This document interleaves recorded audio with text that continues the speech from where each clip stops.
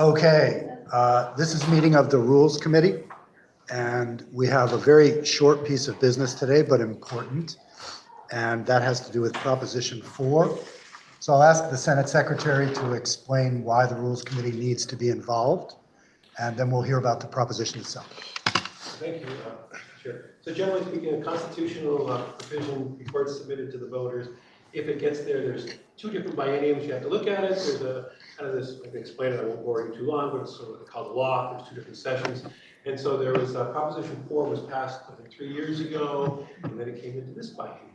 And this different legislative group has to approve it. There's rules I passed out, what the Senate rules are on constitutional amendments, sort of the parameters. So the second year, it's not in a committee. It's really between second reading and third reading, if you think of it that way. And that's why it's in our filing cabinet. If a bill comes out of a committee after second reading, you do it on the floor, then you do third reading the next year. Second reading is the first 2 years. Second 2 years is like third reading, even though we split it, sent it to the House and back. So that's currently in my filing cabinet. I believe at least one committee has started looking at it, which is a good thing, because somebody needs to stand up and explain to the new senators what it does. But that committee actually sort of thought it would go on the calendar when they were through.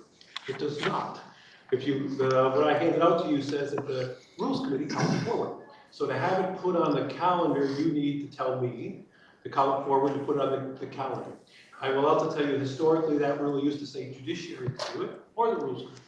And that was changed in the late 2018, 19, or 20. I can give you a whole history of why that was in when I was on.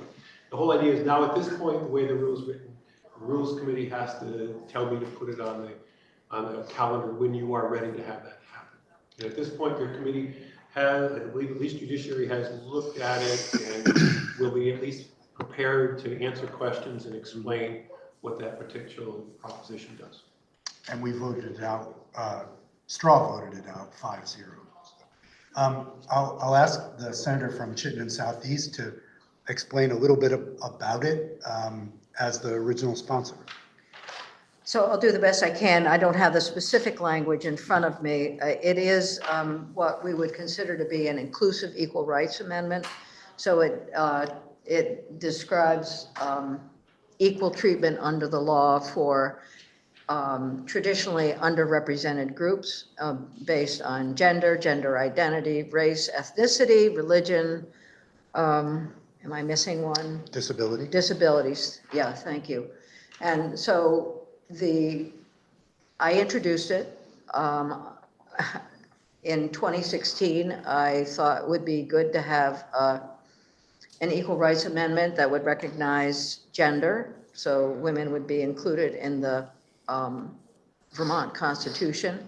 And it became really clear that we were also seeing discrimination and prejudice against other groups based on social and cultural and legal data. So that constitutional amendment was broadened to be more inclusive, and so with the groups that we had talked about 2 years ago, it seems like yesterday, and the Judiciary Committee has reviewed it. So that is what is in the constitutional amendment. Thank you, Senator. And, you know, we had it, as I say, in Judiciary.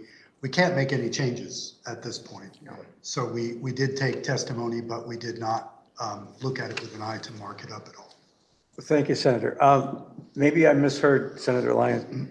You said you introduced it in 2016? Well, 16 was when I started to write it. Oh. And we couldn't introduce it in 2017. It wasn't the year. So we had a broad coalition, including many of the senators who are currently here, with a resolution, and passed a resolution asking the next legislature to please consider it.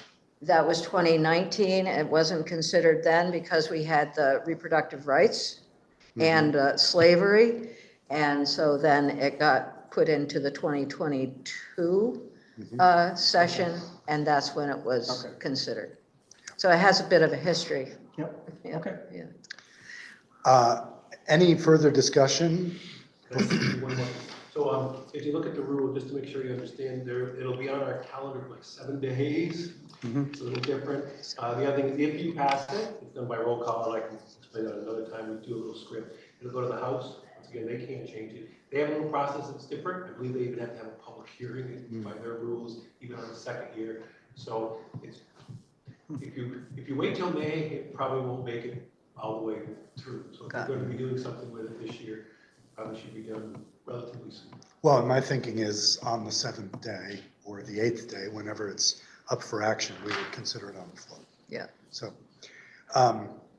if there's no further discussion, I would look for a motion to move it to the calendar. So moved.